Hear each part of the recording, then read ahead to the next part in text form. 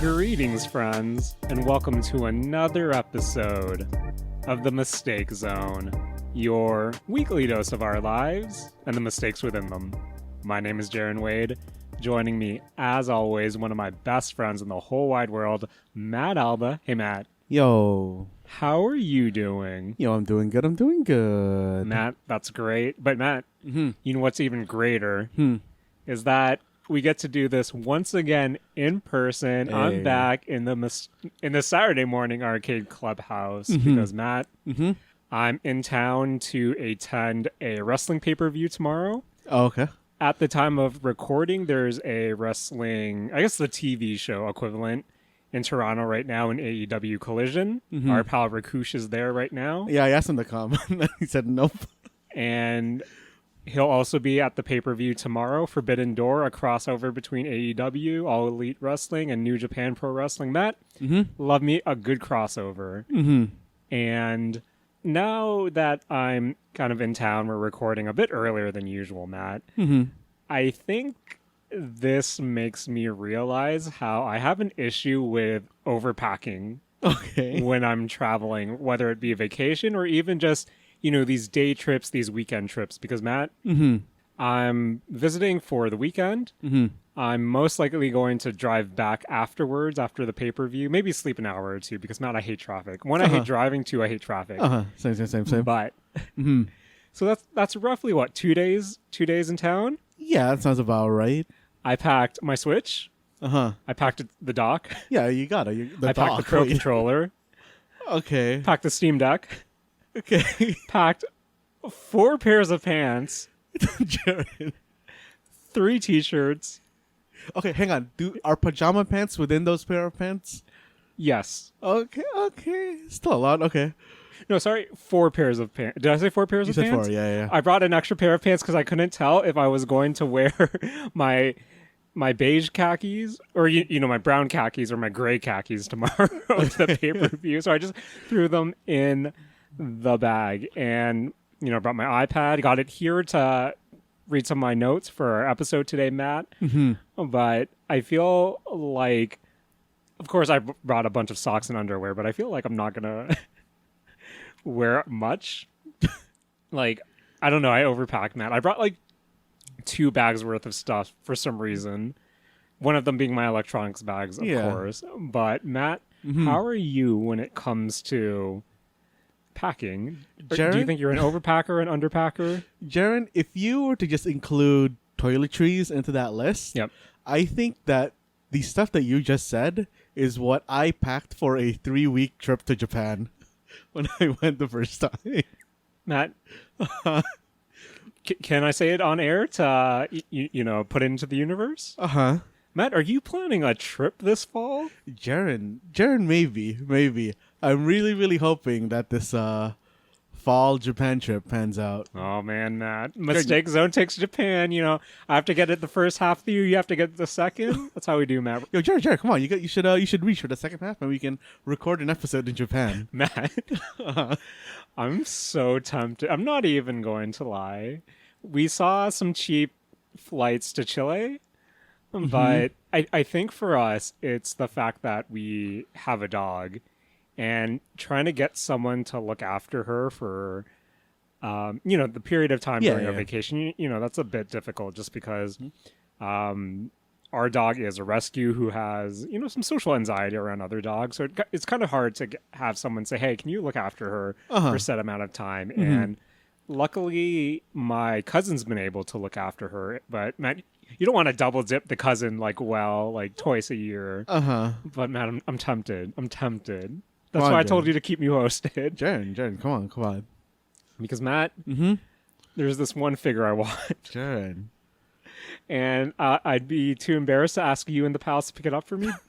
But then again, Matt, I love me some Japan. I love me some trips. I love me some trips with the boys. So I'm really excited to see if this not falls through for me specifically, but falls through for you guys because, Matt, I love it when the boys get to travel. The boys and the girls. But anyway, Matt, now that this might be in the horizon this fall, I'm sure we're going to have the wrap up or the post trip episode while you tell us about your isekai adventures as well. But Matt, a few months in advance, what's one thing you're looking to do when you go, hopefully when you go visit this fall? Jaren, I think the thing that I'm most looking forward to right now is round 2 of Rabbit Island. Oh, you're going to hit it up again? Yeah, Jaren, I for some reason, I really, really liked Rabbit Island. It was a nice hike. There's rabbits everywhere. You get to just like feed them.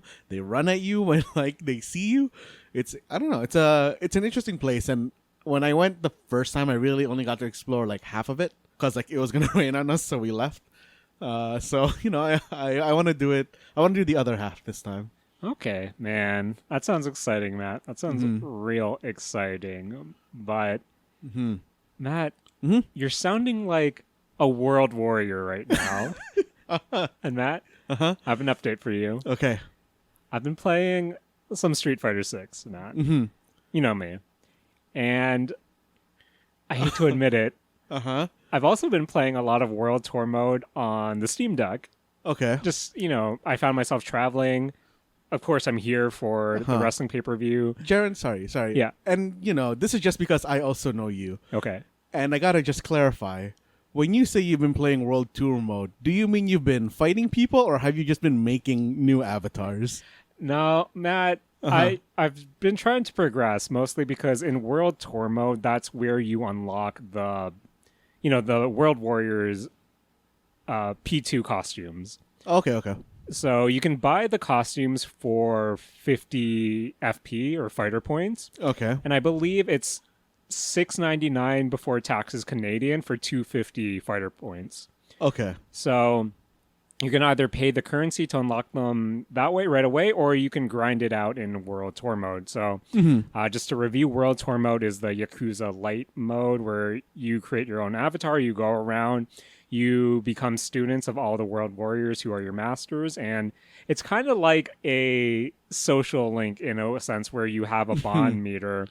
You have the master rank, and then you have the bond meter, and as you get closer to the master rank rises, you'll unlock different things, different moves for your move set, different poses and customization items. But with the bond meter, that's when you do missions for them, you spar with them, and you give them gifts. Kind of like a Persona game, man, of course.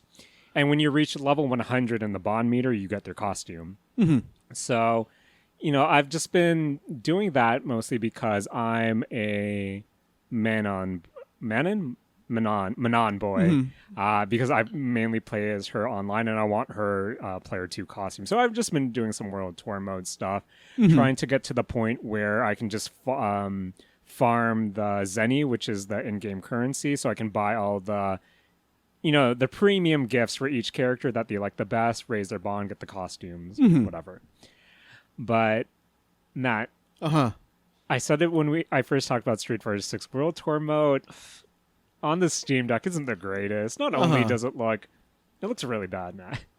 It forces everything to go on low, and the textures are rough.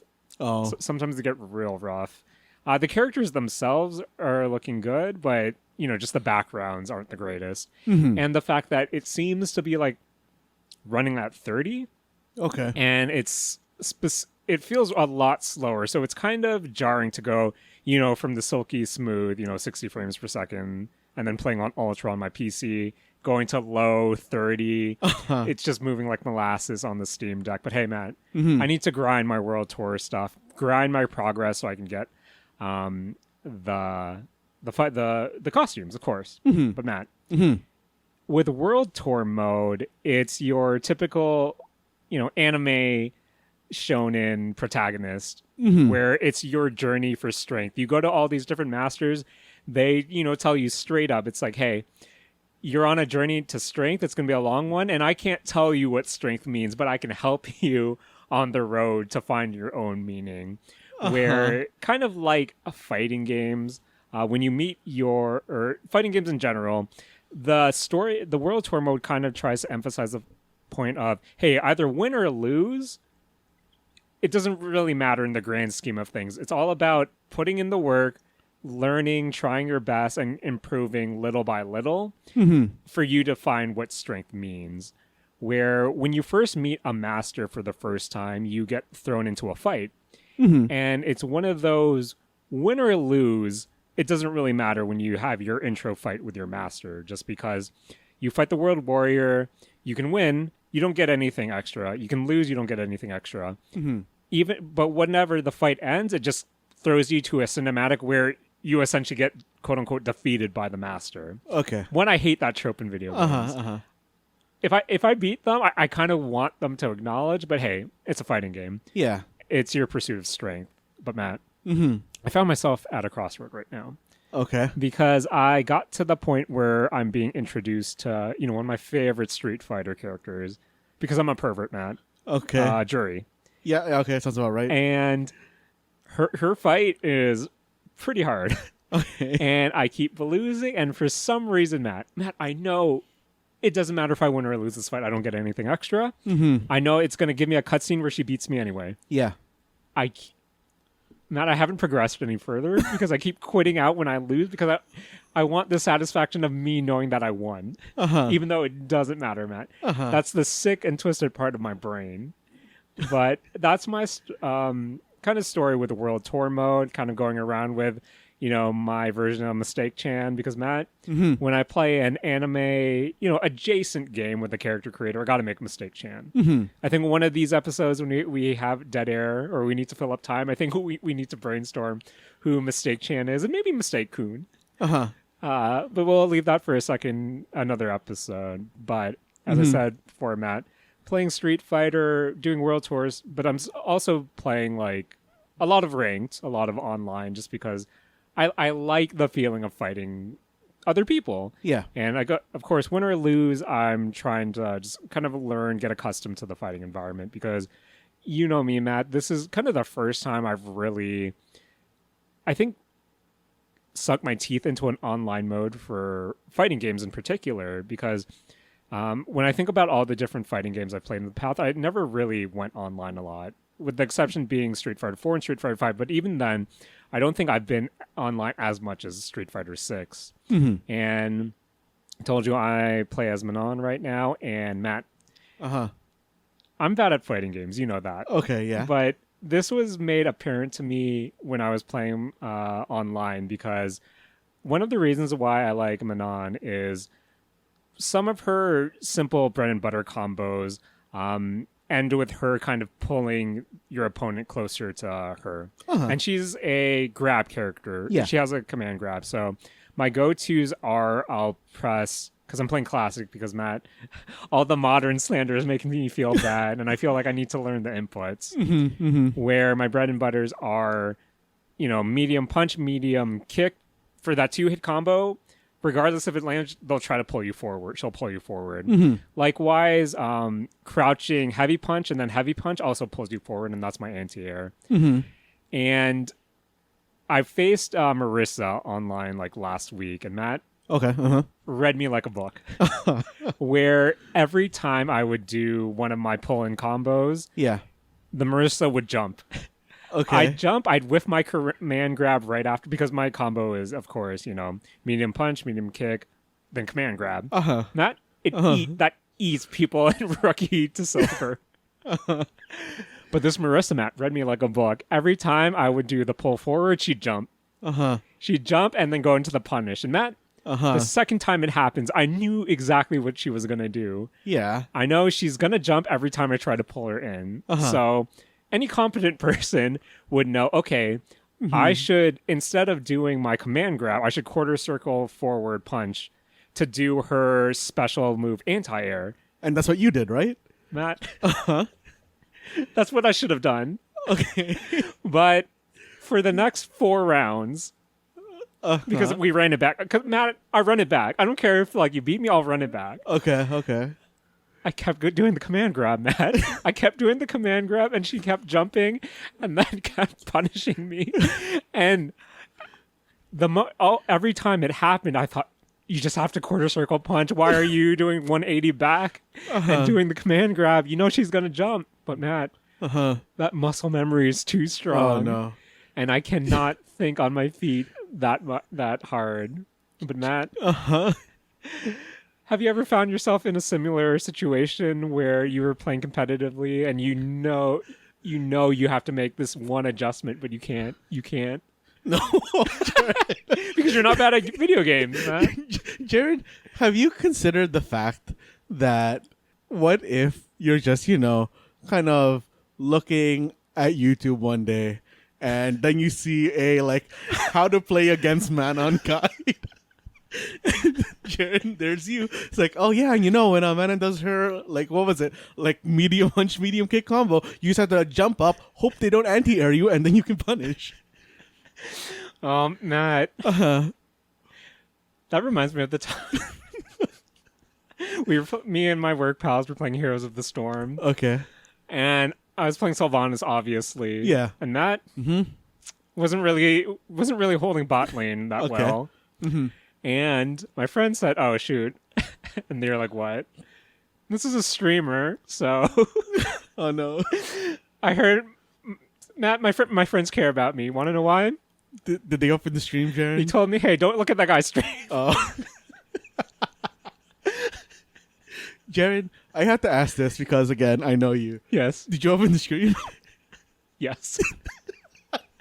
And he commented on my Sylvanas play, and I felt real bad that I stopped playing Heroes of the Storm after that game. Well, oh man, Matt. So speaking about Street Fighter 6, Matt, you also know me, and I love me my idle games. And Matt, I turned Street Fighter 6 into an idle game because I maxed out the Battle Pass, Matt. Okay. So you do the math in your head. When you finish a local game, you get 5 kudos. Okay. You need 14,500 kudos. It's too much math already. To max out the Battle Pass. Okay. So Matt, for you to max out the Battle Pass, what you need to do is, I hope Capcom doesn't patch this, man, but I'm gonna risk it for the biscuit. For the content. You open up Steam, you switch to big picture mode. You have 2 controllers plugged in. Okay. You go to controller settings. You go to your, you go to your button layout. I personally went to my right thumbstick. The R3 equivalent. You go to R3. You set that to to trigger the A prompt or the A button. And then you put on turbo mode. Okay. And then you make the button toggle. So you then go to Street Fighter 6. You start off a 1v. You pick a character who. You pick modern controls. Yeah.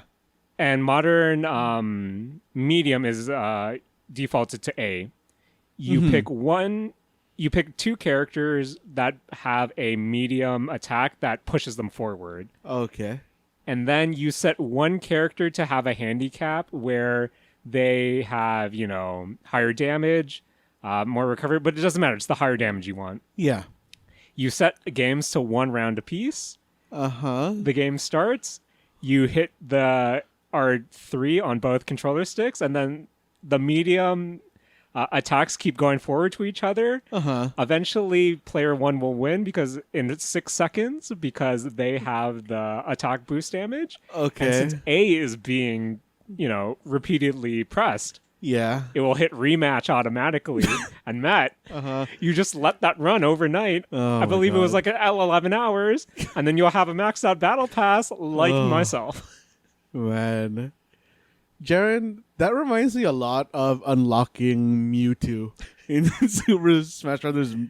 Melee? Was he in Melee? Yeah, No. it was Melee. Yeah. Matt, do you remember how to unlock Mewtwo in Melee? I believe, because I think everybody had 2 ways to unlock them. Yeah. And I believe Mewtwo is just, it was, I think 20 or so hours of in-game fighting. Yep.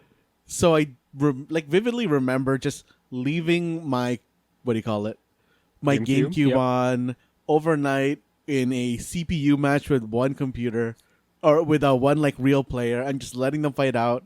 And then in the morning I'd wake up, I'd like finish up the match and hope that was the one where I would get to fight Mewtwo. Did you fight Mewtwo, Matt? Oh yeah, I got Mewtwo eventually that way. Nice. Yeah. Nice. Matt, Mm-hmm. I sold a bunch of Steam trading cards. Okay. Got enough credit to buy the battle pass, and Matt, Mm-hmm. don't like the cosmetics that came with it. Damn. It's beachwear, Matt. But at least Mistake Chan in Street Fighter 6 has beachwear now, I guess. Well. Mm-hmm. But yep, Street Fighter 6 still fun, still bad at fighting games, but making my way. Like me, some World Tour mode. And the next Fighter Pass or Battle Pass starts next week, Matt. And Matt, Mm-hmm. don't be surprised when you look at my playtime and overnight I'll have 11 extra hours on that. Nice. Hey, Matt. Mm-hmm. So if you go to Japan this fall, Uh-huh. is it going to be a direct flight? Jared, I hope so. But man, Jared, direct flights are so expensive. Matt, Mm-hmm. I remember how when we flew back from Japan, like back in 2019, Mm-hmm. I didn't sleep the whole time, and we had a layover in Montreal. And Matt, that Montreal layover plus the flight back, even though it was like pretty short, was brutal. And that was probably the first time I felt like I needed to vomit on a plane. Oh, damn. Do you have an aisle seat? No, I was in the middle. Damn. Even worse. Matt, Mm-hmm. I think for our latest trip to Japan this year, I was in the middle both times. Mm-hmm. But we went with a group of people where I was with a pal on both my sides, so that was fine. Mm-hmm. But I digress, Matt. This week, we continued the trend of not E3. Because, Matt, Uh-huh. our Nintendo-year-old bias is kicking in. Ah, yes. Because, you know, the week prior, Microsoft press are cool. Mm-hmm. A few weeks before that, Sony press are also cool. But, Matt, Mm-hmm. a new Nintendo Direct for this not E3 season, and of course, being Nintendo drones, we need to break it down a bit. Yep. Because Matt, there was some news here where I was actually pleasantly surprised at how, you know, packed with goodies this Nintendo Direct was, especially because Nintendo themselves is coming off a pretty big year in the form of Zelda Tears of the Kingdom. And Matt, I honestly feel like they could have released... They didn't even have to do this direct, and I feel like they're sitting comfortably this year from a, you know, business standpoint, just because Zelda is such a massive title. But yet, this direct delivered on a lot of fronts, and maybe it's because I was thinking of all the different showcases from, you know, this not E3 season, where there was a lot of cool stuff, but I wasn't overly impressed, you know, this season. And not to say that the Nintendo Direct made me go, oh my god, this is the best thing ever, but I feel like there was a lot more content and news that I was expecting. But Matt, new Nintendo Direct, how do you want to start it off? I mean, Jared, I'm down to just, you know, start with, you know, one or two small things, hit one of the big things, and then, you know, another one or two small things. Okay. Well, Matt, we'll just go with the flow. We'll go with the direct. But, Matt, what do you want to start off with? What caught your attention? Jaren, I want to talk about the Japanese Nintendo Direct. Okay. Because, Jaren, the Japanese Nintendo Direct is, for the most part, mostly the same as the English one, but some titles are different. It's mostly just the kind of small stuff. But, Jaren, there's a property that I am basically have no relation to, but the gameplay for this made me really, really want to play it. Okay, what is it? Jaren, it is Musume Pretty Derby, which is the horse girl gacha game that's currently, you know, really, really popping in Japan. Matt, I want to play that gacha game, but I feel like, you know me, Matt. I'll play a game. A gacha game needs to have a simplified reroll mechanic. It's not even a mechanic, just a way to reroll, because I want a really good character right off the bat. Because I know the mobile game trappings. We all know the mobile game trappings. Even if you have an SSS tier character right off the bat, you know they're going to power creep it. You know you need duplicates, but that's one of the things I want because, Matt, I found myself in a casino the other week. Okay. And I was looking around and, just seeing everyone at the slots, and I was sitting there thinking, man, why don't you just dump this into a gacha and get a pretty JPEG out of it? You know what I mean, Matt? you can get more money to drop into gachas for even prettier pictures. Point taken, Matt. Matt, I don't want to admit this, but let's say that time I was reincarnated as a slime Bang Dream event comes to end in a few weeks, and I do not have enough premium currency saved up to hit pity if needed, so I apologize in advance, Wallet Coon. But Matt, tell me about this horse derby game in the Nintendo Japanese Direct. So, Jaren, this game is essentially just a bunch of pseudo 3D. It's like 3D with 2D sprites, kind of type mini games. Okay. And I don't know, Jaren, these mini games just look kind of interesting to me. There is, of course, the expected game of Musume's racing component, where you are just kind of running along a course and doing a whole bunch of things. It does remind me a lot of Jaren, what was the name of that game on the Wii where you're a bunch of muscly dudes and you're kind of just all in a line going through a whole bunch of random courses? Do you remember this game? Oh, Muscle March.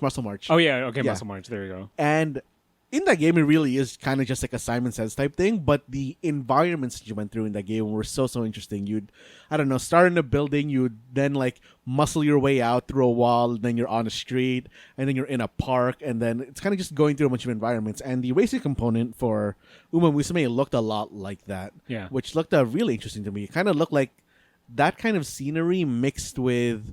Do you ever play the game Speedrunners? Yes. Yeah, and it looked like kind of like that in terms of how you're interacting with each other. Okay. So it did look like a good time. And Matt, do you think we can roll some gacha in this game, or? I don't think that there's a gacha component. Right. Okay, or I should more correctly say, I really hope that there isn't a gacha component in this.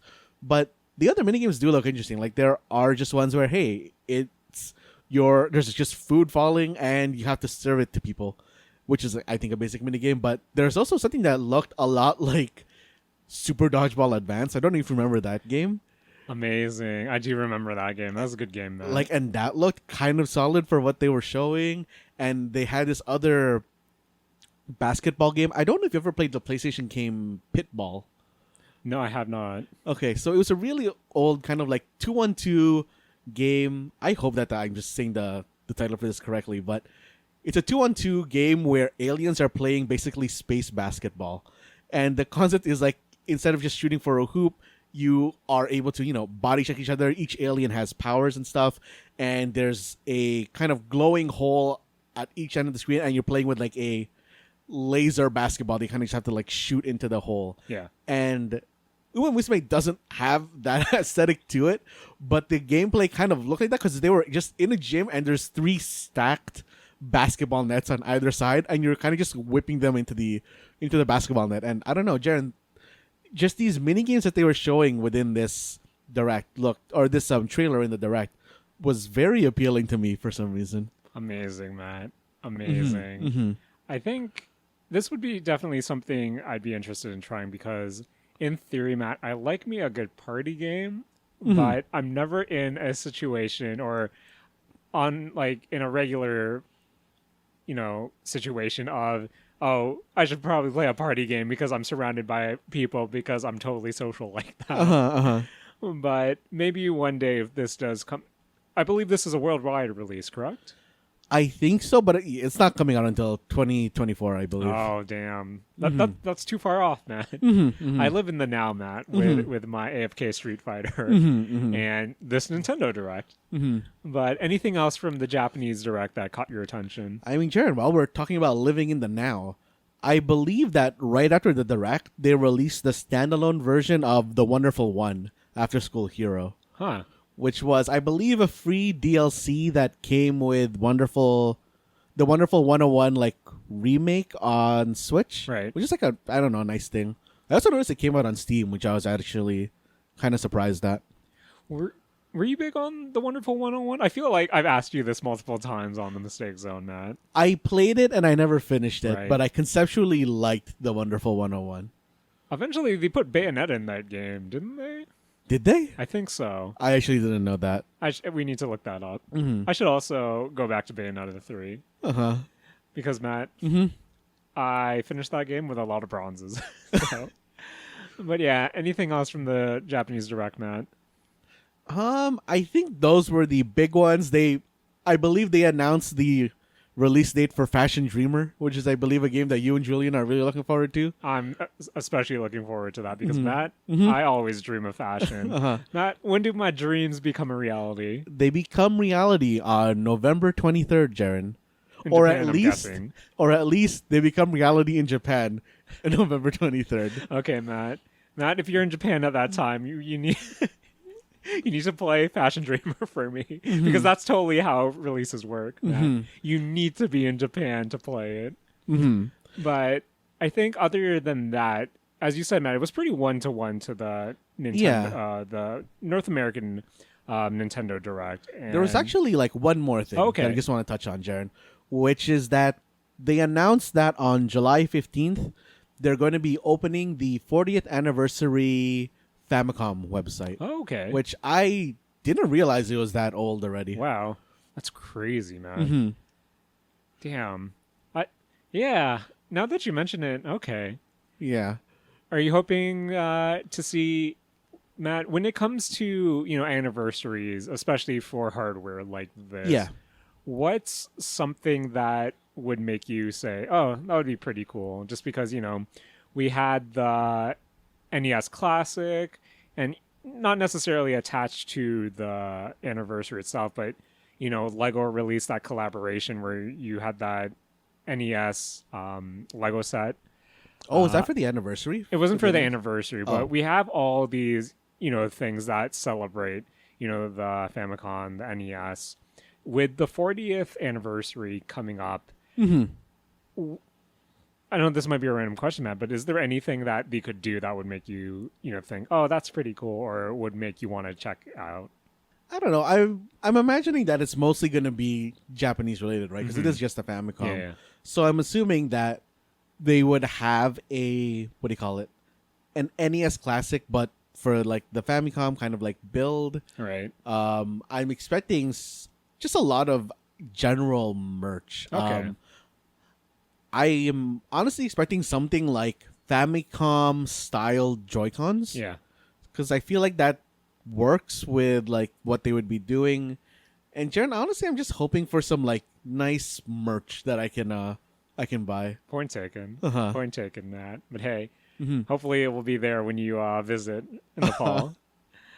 But Matt, with the Japanese Direct kind of covered, let's go into the meat of potatoes. Yes. The news that covered both versions, or all the I'm guessing all the versions of the Nintendo Direct.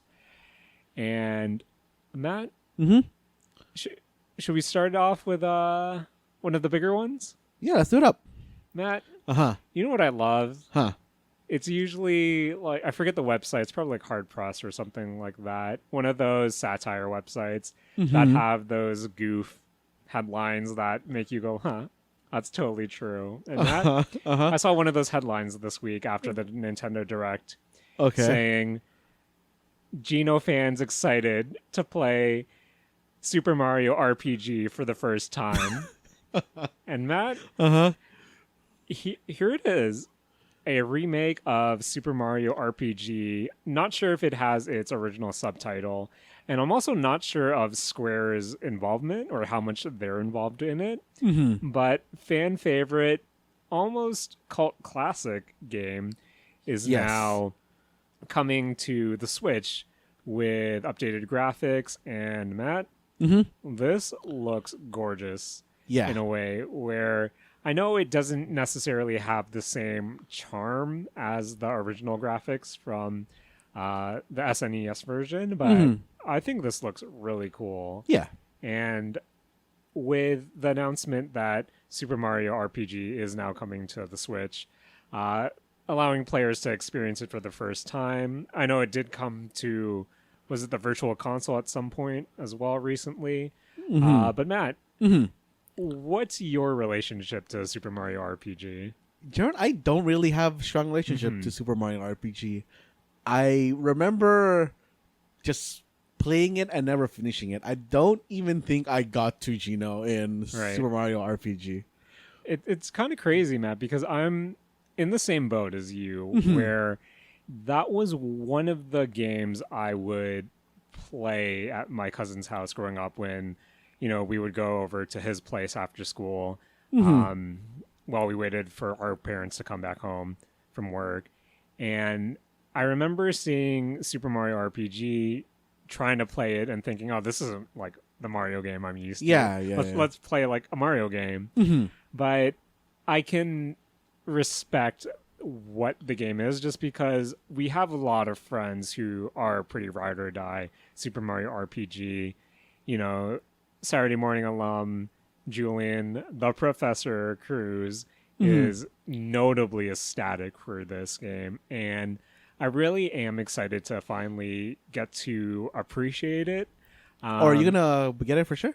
I think I'm going to get it just because it also seems like a game my partner would be into. And visually, I said it numerous times already, it looks great. And honestly, Matt, I want to know what the hype behind Geno is all about. Jaren's same. Yeah. Like, my big issue with it right now is that it is still in essence, a Super Nintendo game. Yeah. And if I wanted to play it, I could have played it up until now. But something about Jaren, you know me, slapping a new coat of paint on something, like, I'm far more interested. It's that shiny wrapper, Matt.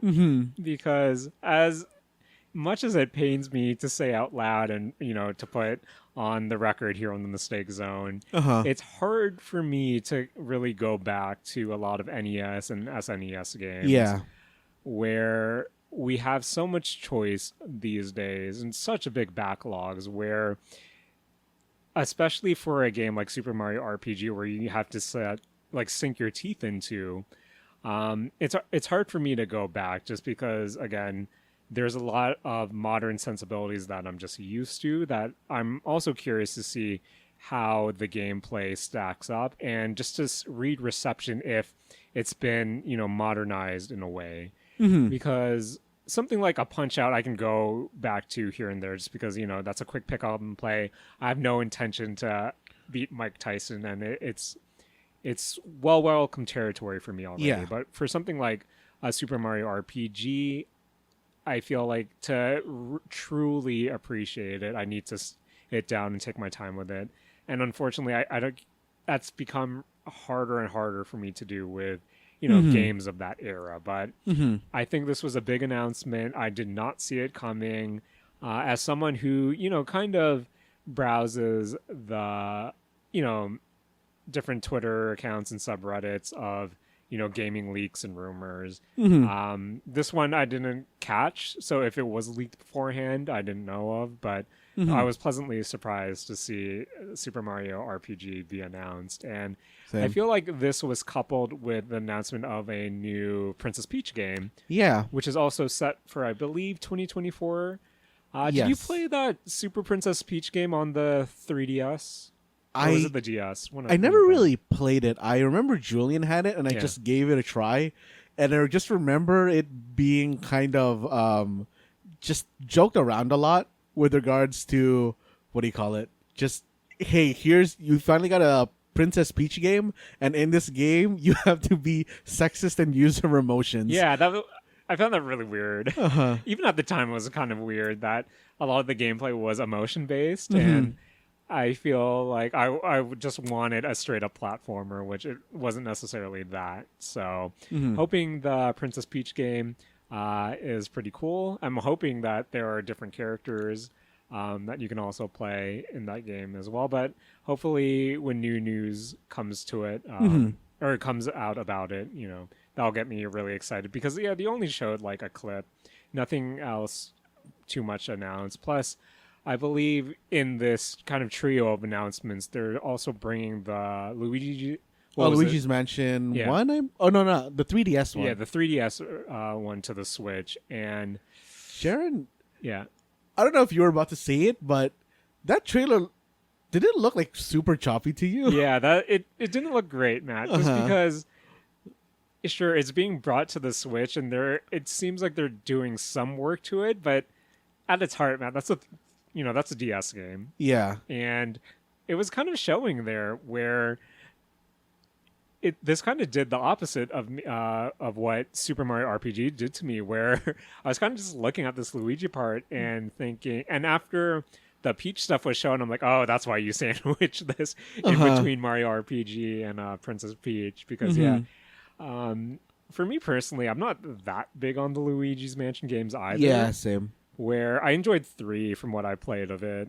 Didn't finish it. Matt, we have a lot of Switch games in our household that I haven't finished. and it's actually kind of disgusting. But yeah, the clip of Luigi's Mansion, the new one, quote-unquote new one, didn't really do much for me.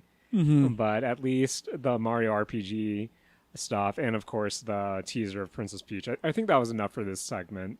And I think even just the Mario RPG stuff alone, I was pretty satisfied. But Matt, a lot of directs still left to go. What else caught your attention?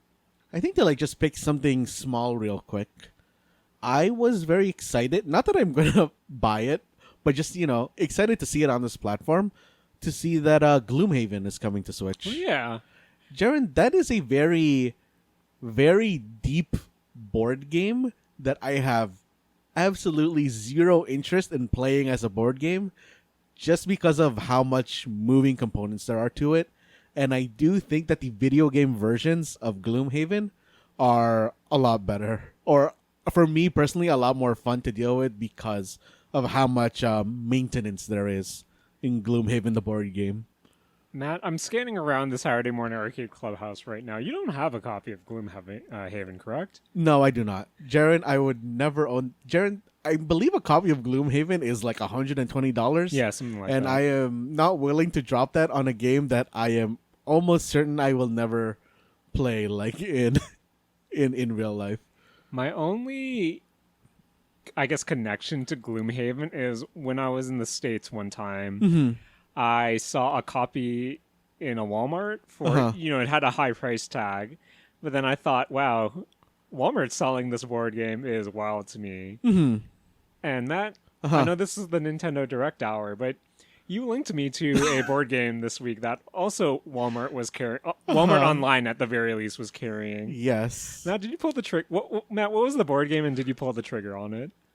I did not pull the trigger on the board game. It was Barbarossa, which has 2 versions, Jaren. Okay. Because Barbarossa is, in and of itself, a deck-building game that revolves around World War II. Okay. And in one of the versions, it is kind of just your classic kind of theming to it, where it's photographs of planes, tanks, and just general war stuff. And then, Jaren, in the other version, which is the one I linked to you, which is, and I just want to put this out there, the version I just previously mentioned, you can buy for $40. This other version is I believe it's $123 on sale. On sale, yes. Down from $150-ish.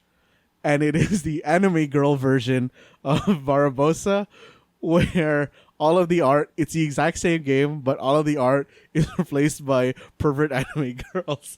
And Jaren, if I owned that game, I would have no intention of ever breaking it out, because just thematically, it's very weird, because it is also a game played from the point of view as the Nazis, and the change in the anime version is, while you are still Nazis, instead of helping Hitler, you're helping little girl Lolly Hitler. And Jared, this is, like I said, this is never a game I would bust out to play, but if that game was $60, I definitely would have bought that game just for the meme of having it. I wouldn't even have it on display, Jaren, because I have Calyx shelves in front of you. That's how I have my board games displayed. there is maybe like 2 or 3 inches of space behind all these board games where you can hide stuff. I would definitely put it there and not tell anybody I owned it. I would just have it for the meme of having it. Matt, being alive was a mistake. We've done what? How many episodes of the Mistake Zone? This season 40 something. Yeah, we're right? at like 40. I think this is 48 or 49. We've done 10 years of Saturday morning. Uh-huh. Uh-huh. I hate this. Jared, if I had just joined the Kickstarter for Barbarossa, I could have got I it for like this. $40. All right, Matt. Uh-huh. To get over these mixed feelings of mine, let's go back to the Nintendo Direct. Something I can process, something I can wrap my head around. Mm-hmm. Gloomhaven coming to the Nintendo Switch. Mm-hmm. And Matt, Mm-hmm. that reminds me of another game that was shown off in this Direct, which was, I believe it was called Mythforce, correct? Yes. Matt, Mm-hmm. Mythforce looks really cool. Yeah, that looks like a very interesting game. So Mythforce is this stylized. Would you say it's stylized in a Saturday morning arcade? Saturday morning cartoon style, and it seems to be a first-person medieval inspired. I'm not sure if it's a dungeon crawler of sorts, but I saw my initial thought was roguelike, but I'm not totally sure. It's a first-person, stylized medieval game at least. And normally that's not necessarily my speed as much as I do like a good FPS game. But there was just something about the style, something about its whole aesthetic that really spoke to me where I do want to kind of check this out. Yeah, same. When it is released, whether it be on the Switch or another platform that it's on. But it looked really cool. And yeah, I think I immediately messaged you when I saw it and thought, hey, I'm actually really into this, which really shocked me. So that was a pleasant surprise from the Direct. Any other pleasant surprises for you, Matt? Jaren, there was one. It's called Silent Hope. Yes. Jaren, I was watching the Japanese Direct at the same time as I was watching the English Direct, and this one actually showed up in the Japanese Direct first, just because I believe that Batman was playing on the English Direct. But Jaren, this game looks very interesting to me. It's a isometric kind of just action adventure like RPG game. Like in terms of what it actually is, I think it is kind of like sort of generic. It's you're going down into a dungeon and you're fighting dudes with like sword, spears, and fantasy weapons, and then you come back to the top and it's Harvest Moon for a bit. Yeah. And Jaren, as much as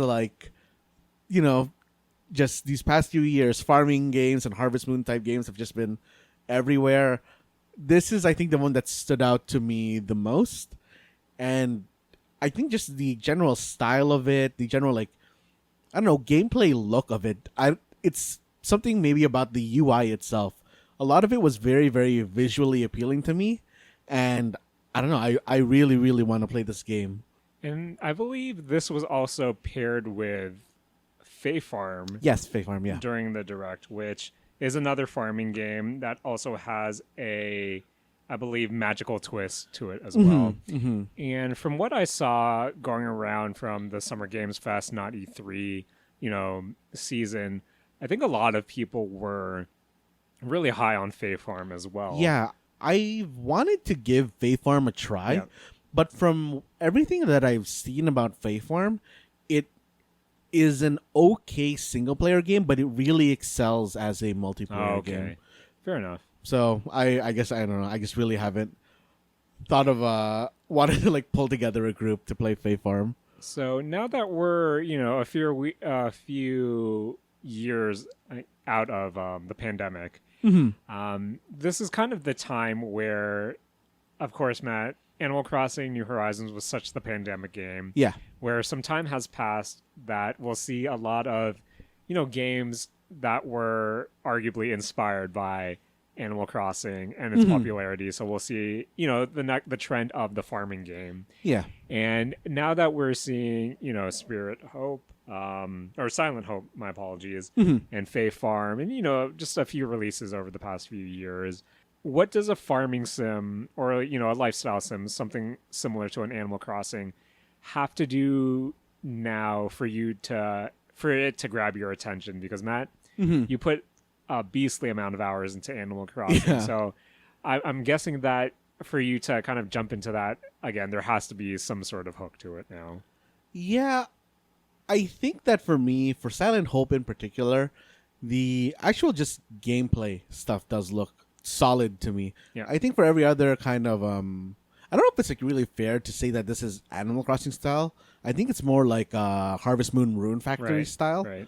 But I think that things that like try to do this are lacking in both aspects of that farming portion and the like combat portion, and it kind of just makes me not want to play either. It's a lot like if you remember what I said before about Cult of the Lamb, like a long time ago, where it has so many different gameplay styles, but they're all too shallow to really like keep you in. I always got that feeling from a lot of those games, and while Silent Hope in particular, just because that's like the new one, and Fae Farm, they both look like they have enough content to kind of make those parts feel chunky. Right. And that's, for me, like enough to at least make me look at it. Okay. Yeah, I'm really curious to see how these games continue to grow, just because while I didn't put, that much time, as much time as you did into Animal Crossing, I feel like I got a real good, my fair share of that type of game from Animal Crossing, where it really has to do something more and unfortunate to get my attention, but unfortunately, I don't think the magic aspect really does it for enough for me. I know with Silent Hope, just kind of the combat aspect might be intriguing, but not sure if that's enough for me to actually spend some time with it. And that, when you were describing Silent Hope, I was actually thinking of another game that was shared during the Nintendo Direct, and I actually got them mixed up. But one game that was shown off was Star Ocean, the second story R. Yes. That's announced for this year, and this is a new, JRPG in that 2D HD style. Yeah. And while the game itself, again, it's not necessarily my cup of tea, I did want to ask you, what do you think about 2D HD? Because I feel like my first introduction to that visual style was with Octopath Traveler, which was, one of the earlier Switch games. And at the time, I thought, oh, this actually looks really cool. But kind of as the years have passed and we've seen other games try to adopt that style, how do you feel towards it? I generally kind of like the look of it. I think for me, most recently, the game that like had it for me was Triangle Strategy. Right. Like I just really liked the look of it. I think for me, the 2D HD art style, which also really has kind of usually an isometric 3D component to it. Like I think the important part for me for those kind of things is that it doesn't rely on you moving around in 3D space too much. Right. Like in terms of aesthetics, I like really like it, but how much you have to rely on the 3D is really the determining point for how much I'm going to enjoy interacting with the game. Right. Because something like Star Ocean, like I know I was just talking about Musume, and it isn't necessarily like HD 2D, but it does exist in that kind of 2D 3D space. Yeah. And for something like that, it seems okay to me. But for me, the style for Star Ocean kind of made me kind of, I don't want to say nauseous, but dizzy maybe. Okay. Because, I don't know, because when you go into battle in a Star Ocean type game, or even like a Tales type game, you aren't actually moving in 3D space, right? You are kind of just in a 3D space where you're moving along a 2D plane. Yep. But for something about seeing the gameplay style for Star Ocean, even though it was visually appealing, it also made me like visually dizzy. Oh, okay. I kind of get what you mean, where I like 2D HD in theory, I guess, but I think I never surprise, Matt. I never finished Octopath Traveler, Mm-hmm. where it's jarring to me. Where although I can admit that it really does look cool, for some reason I'm not sure why I kind of get it's off-putting to me. Also, Mm-hmm. to a degree, it might be the fact that there is this queasiness to it that it makes me as well. That maybe I'm just not processing it correctly, but I don't know. It feels weird to look at if I stare at it like for too long, Mm-hmm. where it really does, in some way. Like, I know this is going to be an insult, and I really don't mean it that way, but to me personally, it kind of feels like you are asking a AI to kind of upres or upscale some pixel art. Uh-huh. And maybe I need to get that out of my head to really, but for some reason I can't appreciate it Mm-hmm. in that regards. But hopefully the game is good. Mm-hmm. And, you know, if it has that acclaim, maybe I'll check it out. But from a visual standpoint, while I think it does look cool, again, not necessarily my cup of tea. Mm-hmm. But Matt, Mm-hmm. going from a game that you're not necessarily moving in a 3D space to a game where you're definitely moving in a 3D space. Okay. I think another big surprise from the Nintendo Direct was Penny's Big Breakaway. It's a 3D platformer from the team that made Sonic Mania. And Yes. I was actually surprised by the reception to this game because, Matt, Mm-hmm. that day I learned that a lot of people adored Sonic Mania. Jared, just to make sure, this is the game with the yo-yo? Yeah, Like, okay, with the yeah. Yo-Yo Bunny protagonist, where I don't think their design is, I wish the character was designed a bit better, Uh-huh. but from a gameplay perspective, it looked really cool. Yeah. I never played Sonic Mania, so I don't know where the fanfare is coming from. But Mhm. while I'm not the biggest fan of platformers, I like me a good 3D platformer, especially if visually it looked really cool. Mhm. And if there is some pedigree to this, I think this is one of those games where, if it's Steam Deck compatible, it might be something worth checking out in the future. Mhm. But Matt, what else from the Nintendo Direct stood out to you? There's another game in the Nintendo Direct that is conceptually interesting to me, but I have no desire to play, which is Headbangers Rhythm Royale, Jaren. Yep. Which is the pigeon rhythm battle royale game. Jaren, the aesthetics of this game is, I don't know, enough to be like funny to me, and I want to watch people play it, but I don't think I ever want to play it myself. I think this falls in the Fall Guys area for me. I think this is going to be weird coming from me because, Matt, you know me. I love me some rhythm games and I love me some Fall Guys to a degree. Mm-hmm. Where I totally know where you're coming from, just because I think my brain's broken in a way where I could never get the Rhythm Heaven adjacent rhythm games down, just because if there's no scrolling note chart, You don't know how to do I don't know how to do music. it. I need that visual element to help me with the rhythm element, but when it's purely, hey, let's match the beat and rhythm Heaven, Matt, not the greatest. And I feel, well, on paper, this seems cool, and I thought the trailer was really quirky and fun as well. Yeah, Matt, add this to the list of Nintendo Direct games where I think looked cool, but I'll probably never get to play. Matt, let's switch it up a bit. Okay. Was there anything from this Nintendo Direct that you do want to play? Yeah, Jaren, there is actually, which is actually kind of interesting to go to right now, because the previous game in the series I didn't want to play.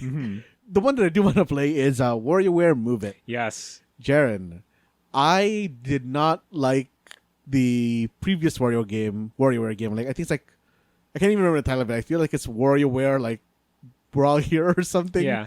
But WarioWare Move It looks a lot like WarioWare Smooth Moves to me, which was the Wii one. And something about that is just very, very appealing. Just the kind of wackiness, zaniness, and having a... Oh, who was it? Whichever one of the Japanese presenters just kind of, doing the wacky, inflaty tube man kind of like motion. movement. Yeah. That's something I'm into. Yeah, when I was looking because Matt, I love the original WarioWare game, and I feel like since the original WarioWare, I've been pretty hit or miss with a lot of the releases. And like you, we have the original or the last WarioWare, and I played through like a bit of it, but it just didn't grab me. Yeah. That like than previous WarioWares did. But watching this trailer, it kind of gave me that same, I don't know, that same feeling I got when I first saw the original trailer for the original WarioWare game on the Game Boy Advance, I believe. And I think it's that mashing of different styles where that's what I love about WarioWare. It's all these micro games with varying aesthetics, varying visuals, and for them to just throw a bunch of those at you in this trailer, that really got me excited. Maybe I'll go back to the last WarioWare game and give it another shake. But yeah, Matt, for some reason, when I was watching this trailer in the direct, I thought, okay, this is the return to form of WarioWare I wanted to see for a while now. Same. But Matt, Uh-huh. speaking about return to forms, we did get another look at Persona 5 Tactica. Yes. New gameplay trailer. I said it before. I love me some Persona. I love me some Tiles. So really excited to play this, especially when it comes to Game Pass. Yep. Sorry, Nintendo. But there's one thing I wanted to bring to the mistake zone. It was kind of leaked out. Okay. Matt, tell me if you heard this before. A Persona leak. But apparently it leaked out that Persona 5 Tactica will get 2 DLC characters, which are Kasumi and Akechi, from Persona 5. And that, for some reason, when I saw that leak, I thought this is such classic Atlus to the point where I shouldn't be surprised at this, but I kind of am, just because I'm kind of used to the Persona spin-offs getting, kind of DLC or kind of additional add-on stuff. And this kind of further muddies the water regarding what's quote-unquote canon. And I know this is such a stupid thing to say about the Persona games and the spin-offs in general, just because for the most part, I'm pretty sure every spin-off in one way or another becomes one of those. It's not really canon, but where this takes place in the whole Persona lore is, oh, hey, this was like a dream or something. Where they should just do the near thing and just make everything canon in some capacity.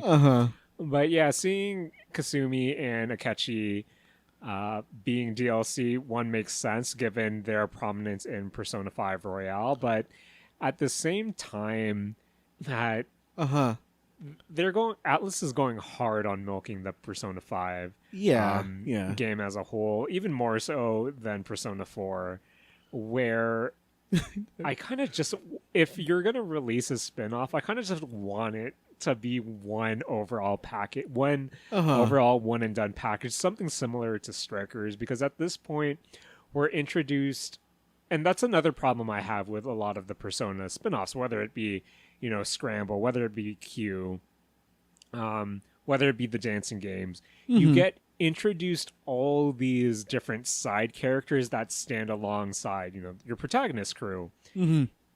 And then they just kind of don't matter in the grand scheme of things, because the fact that they show up in the spin-offs and aren't even kind of referenced or, hinted at in the main game makes it all feel like not. See, 4 had it right, because I feel like all the 4 spin-offs happened after 4. Yes. Which is going to be hard for 5 just because of the way 5 ends, I think. Because I don't care what people say. I liked Persona 4 Arena. I liked Persona 4 Dancing All Night. And the way that those did function, these still kind of remained in canon. As you said, they took place after the base game of Persona, 4. Sure, you can make the argument of, I believe her name was also Kasumi, was it? Like, the girl they introduced in Dancing All Night doesn't really show up anywhere else. Not that she has a persona or anything. Likewise, Marie shows up in Golden, and, like, she's kind of hard-pressed to show up in, like, other games as well.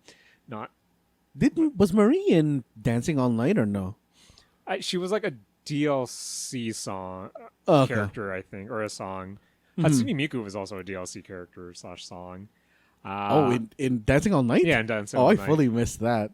Because, yeah, it was made by, like, the Project Idol. Yeah, I know that. Man, I love Hatsune Miku, man. But, yeah, I don't know. Just seeing, as much as I'm excited to play Tactica, again, the fact seeing that Kasumi and Akechi are DLC, it's just put them in the base game. Like, I don't know. That kind of put me off in a way, but at the same time, spoilers when we finally talk about it, Matt. Not the biggest fans of Kasumi or Akechi, so it doesn't really make a difference to me. I mean, I kind of just assumed that they were going, or at least Kasumi was going to be within the game. Yeah. But yeah, I'm surprised that those. If you told me that there are going to be DLC characters for Persona 5 Tactica, I would have assumed something like Elizabeth and Margaret or something. Yeah. Like a Velvet Room or like the twins. Yes. Or something. Oh man, I'll still play it, but knowing that there's DLC, I'm probably not going to play the DLC at the very least, man. At the very least. I mean, if it's included in Game Pass, I mean, yeah, I'll use them. DLC isn't typically, but who knows, Matt? Who knows? What I do know, Matt, was there was still a few more announcements at the Direct. What else caught your attention? Jaren, there was some Mario Kart 8 news. There was the announcement of a new course, which is Squeaky Clean Sprint, which Jaren really, really gave me. So this stage really does just seem like you made everybody tiny and now they're racing around a giant bathroom. Kind of like the same way as Ribbon Road, but like not a child's like play type thing. Really, really gave me Snowboarding Kids vibes. And Jaren, man. Snowboard Kids. I want Snowboard Kids 2 back. Back when Atlas wasn't milking Persona games. Jaren, I will play the shit out of Persona 5 Snowboarding. I would too, Matt. I would too. You know what? Okay, sorry. This is just going Saturday Morning Arcade like season 2, but Jaren, it is, I feel like far enough into game development that I could even see a like Persona 5 Underground level of just like a spin-off game, because Underground isn't really a new, what do you call it, gameplay style anymore. But man. Or Bomb Rush, Jaren, Bomb Rush Cyberpunk was in the Japanese Direct. I don't think it was in the English one. No, it wasn't. But I would also really, really want to play a Persona Grind Radio. I would too, man. I definitely would. But going back to Mario Kart 8, they announced that new stage of Squeaky Clean Sprint, and they also announced 3 new characters. Yes. They announced PD Piranha from Double Dash. I think we agreed PD was a lock. I knew after this segment I was supposed to go re-listen to same. predicting DLC, but not. Wiggler is also coming in from Mario Kart 7, which I believe we said was a possibility, but we didn't like really think was a lock. And Kamek is coming in from Mario Kart Tour, which I'm pretty sure we said should be in the DLC characters. I think the only character that comes to mind is Pauline. That I think we both agreed would be 100% lock, and I'm not sure how many characters. Man, I really should have re-listened to that segment. But I'm guessing 1 or 2 more characters with the because this was wave 5, correct? And I believe there's going to be 1 more wave. And once that wave, comes out, I think Mario Kart 8 will now have 96 courses in all. Yes. And while seeing the new wave is really exciting, it dawned on me when I saw that 96 number, where I feel like Mario Kart is, facing the same thing that Payday 3 will ultimately face. And you have a game that has so much content, that has such a long shelf life, to the point where it was speculated that the only reason they introduced, the second season's pass for Mario Kart is because Mario Kart 8 is still selling. And you're now put into the situation of what can they actually do with Mario Kart 9 to make people want to make the jump, other than, of course, it's on a new console. Because when you think about it, Mario Kart 8 is stuffed to the brim of content. And when we finally get to Mario Kart 9, I think it is kind of a different situation compared to a Payday 3, just because most likely 9 will live on the next Nintendo platform, and that's how you force people to upgrade. Yeah. But I guess just from a mechanic standpoint, or, just, in theory, what can they do to help if, this was supposed to if it was going to launch on the Switch again? How do you make someone jump into 9 when you have such a definitive version in 8? And likewise, it's the same thing that the Smash Brothers game will eventually have to face when the next one comes out, when, sure, you have a majority of people buying into it because it will most likely launch on a new console. Yeah. But to a lot of people, Ultimate is the de facto version. Yeah. So what can you do with the next Smash to make people, give it a chance, other than the one that has close to, what is it, over 90 characters or so, where I think Smash actually has an easier time like facing this issue, just because inherently it's a fighting game. You change the fighting mechanics in a way to differentiate it from its predecessor. Whereas with Mario Kart 9, there's only so much you can do in theory. And I'm not a game developer, Matt. There's only so much you can do with a kart racer, where I'd be curious to see what their hook would be moving on. But Matt, when it comes to Mario Kart 9, and even with the next Smash Brothers, where do you kind of stand in the whole, jacked predecessor versus new, like the new offering? Jaren, it honestly is like surprising to me that both Ultimate and 8 are on the same platform, both being what they are, which is basically the kingpin version of each of those like franchises. Yeah. To the point where you expect the follow-up to kind of just go back to its roots. Yeah. In a way. And I don't know, Jaren, for me, Mario Kart, okay, I've never really been too much of a Mario Kart aficionado in terms of the major, I guess, like or more so the minor changes between each version. They all kind of played the same to me, because I think I just never, like I said, I never really got like too deep into them. But Jared, I feel like they just reset the universe, right? Like they're just gonna pull out Mortal Kombat 1. They're gonna add assist trophies to both of them, and every single character is going to just become an assist trophy. Right. But Jared, there's something that's like, when you initially posed this question to me, something like in my head just kind of felt like, Jared, do you feel like the follow-up for the Switch is going to be, what do you call it, like a real new console? Or do you think that it's a Switch 2? Matt, I've actually been thinking about this a lot, on and off. Because I feel like the Switch has such mainstream appeal, where I think it has to be a Switch 2. It doesn't have to be Switch 2 in name, but it has to have the same kind of concept of the Switch, where it is this portable / home console hybrid. Because I feel like this is now what Nintendo is. Yeah. Where we're just going to get a beefier, hardware that can be portable but can still be docked. Where, I think the Switch, then again, I'm no business analyst, but at the same time, the Switch has reached this mainstream penetration where I don't think you can go back to a singular console if you're Nintendo. And, it's always been the same, where Nintendo has, for the most part, been this arguably secondary console to your either PlayStation or to your Xbox. And currently right now with, you know, the Steam Deck and the, what is it?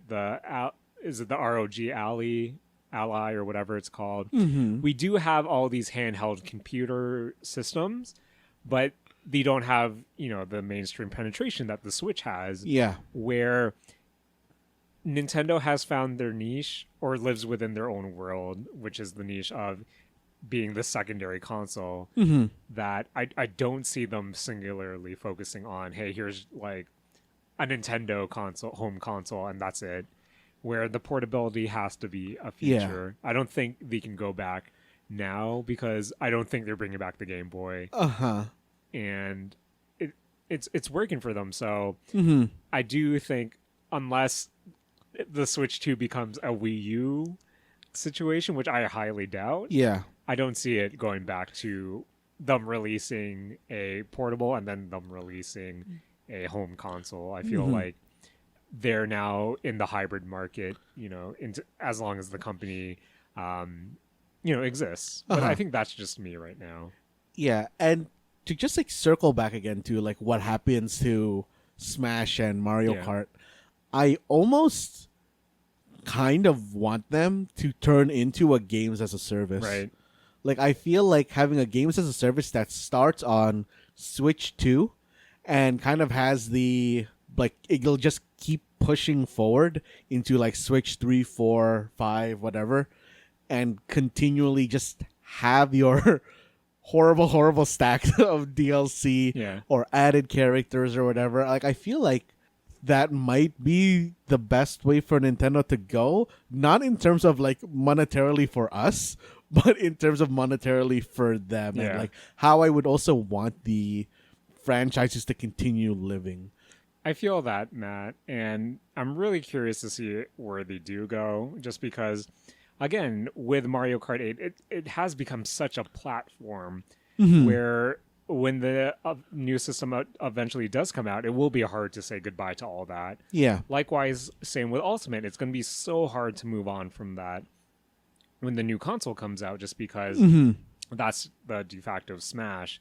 And with Smash in particular, I feel like you need to have some sort of mechanical change for you to help make that moving on period a lot more easier to swallow. Because, Matt, let's face it, let's look at Smash again. It's been reported that they had so much issue just getting Cloud for the base game, where I doubt there are people willing to have those conversations again, where you can't bring back all these third-party characters into a next game, where you do have to start off, not only do you have to start off fresh, but mechanically it has to be different for you to, you know, justify not being able to bring back everyone other than the business standpoint of that. But I think we went on a tangent. Mario Kart 8 Deluxe, Wave 5 DLC. I'm just curious to see if Pauline shows up in Wave 6. That's mostly it. But looks cool, Matt. Looks cool. Yeah. So, Matt. This is becoming a beefy episode. Yes. It was a beefy direct. Yeah. But we'll do a few quick hits. Matt, new Pokemon DLC.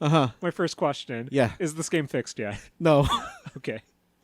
My second question, does this DLC do it for you? No.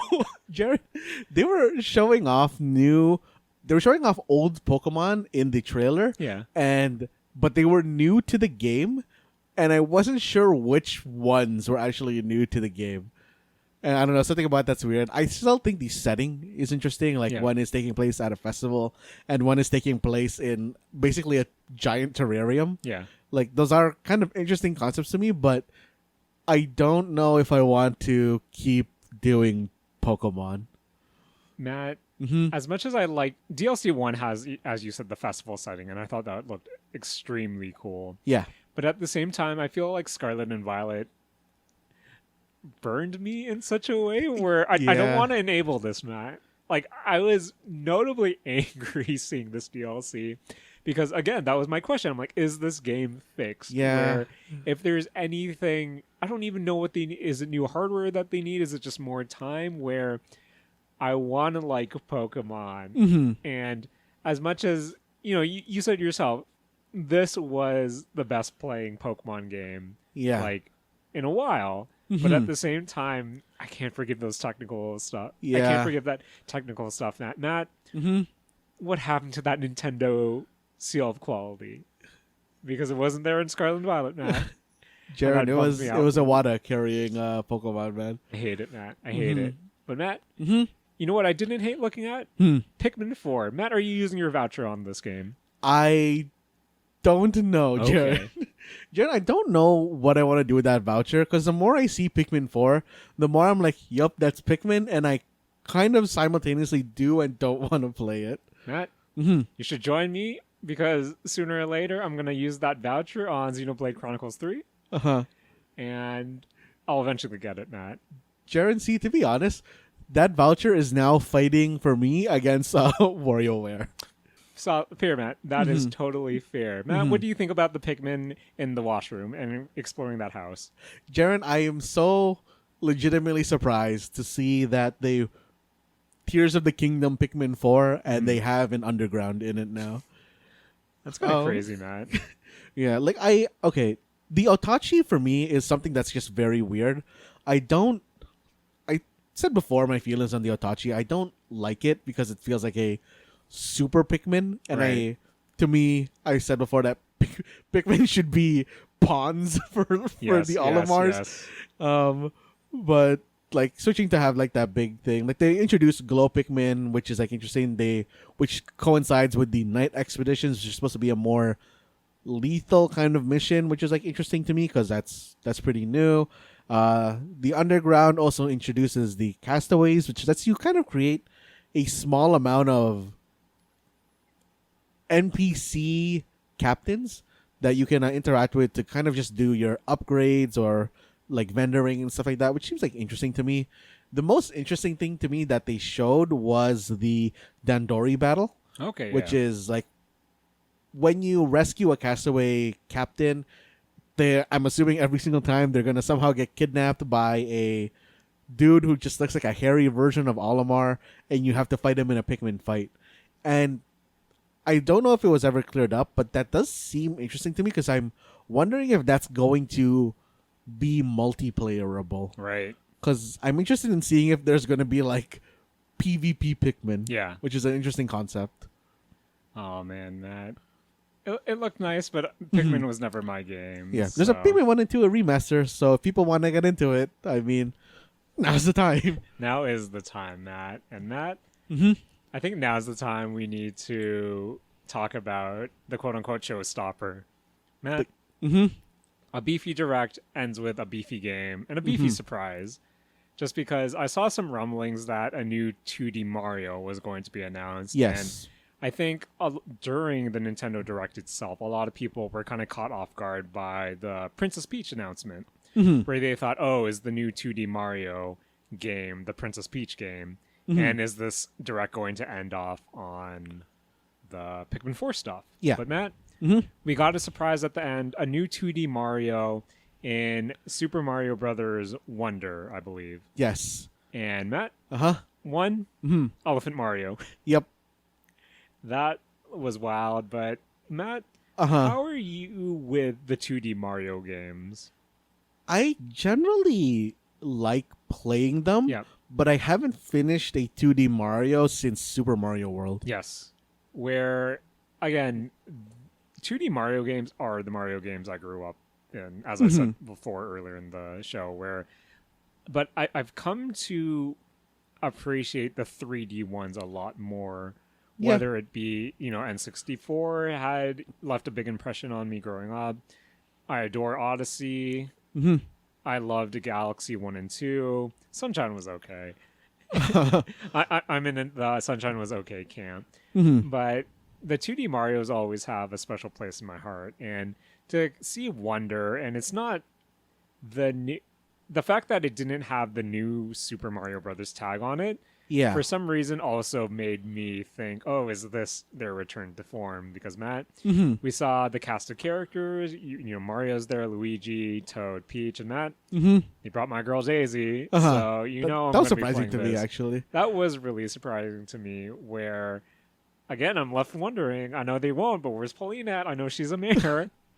But yeah, Matt, we saw Super Mario Wonder being played. It looked really cool, but I think the thing that made me really excited was, what was it called? The Wonder Seed, the Wonder Star, whatever turns the game super trippy. And that, I think that's what makes me really excited to play this game, just because when you have an item that not only distorts the world, but also distorts Mario himself in some capacity, I think that's what makes me really excited, just because Mario, at its core, has always been weird, Matt. Yeah. And this is Mario getting weird, and that makes me really excited to see how weird it actually gets.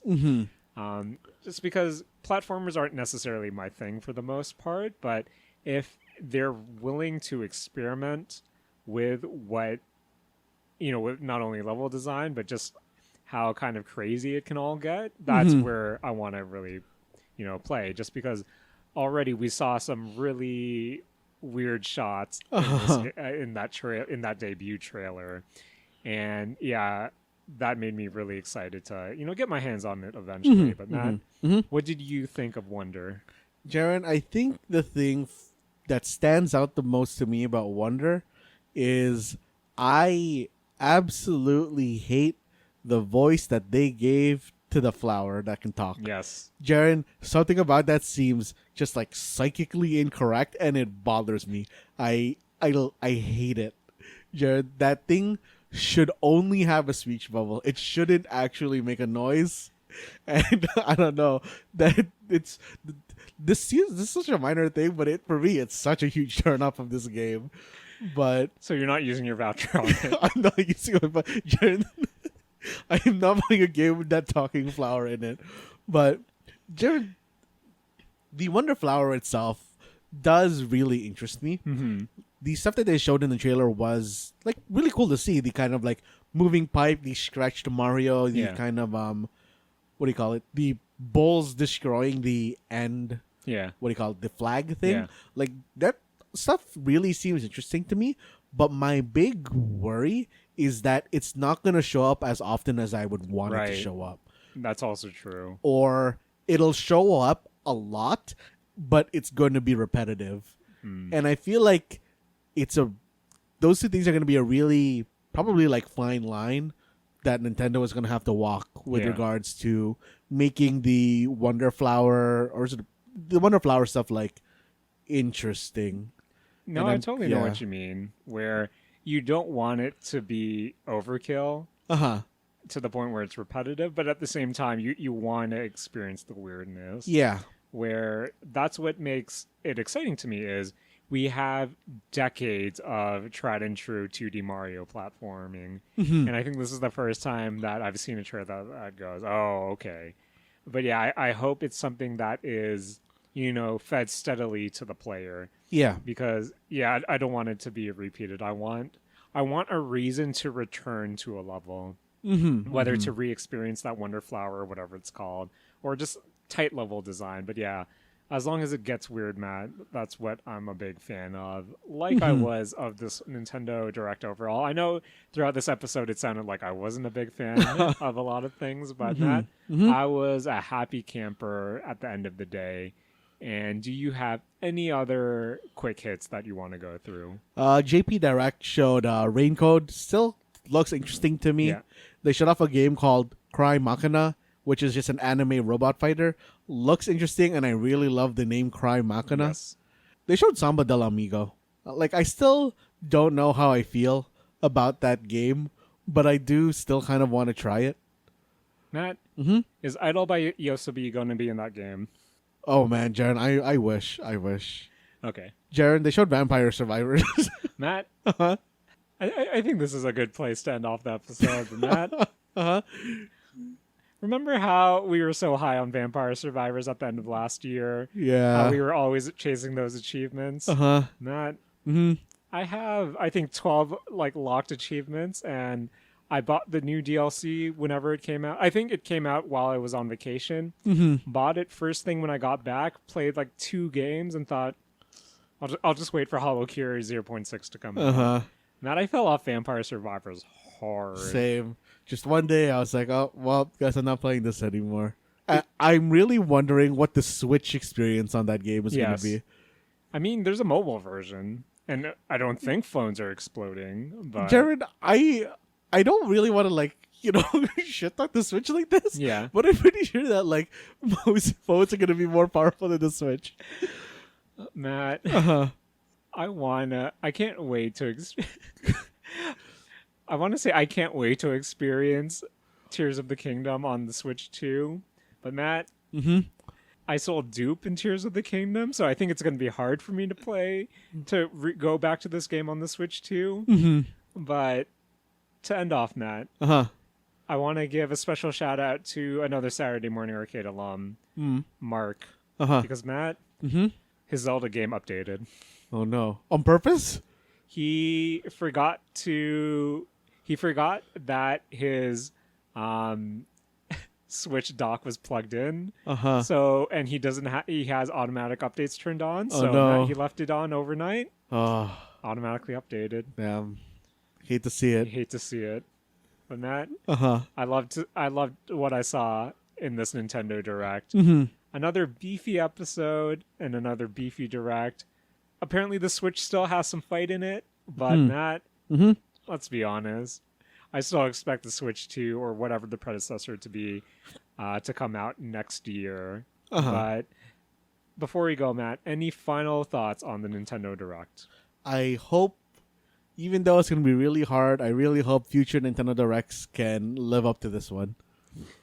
For some, yeah, Matt, I totally agree because, again, wasn't expecting much, but my final question to you, Matt. I'm guessing there's going to be a Direct in the fall. Yeah. Probably one last major one for the year. Is that where the predecessor gets teased, or do you think we're still kind of off from that?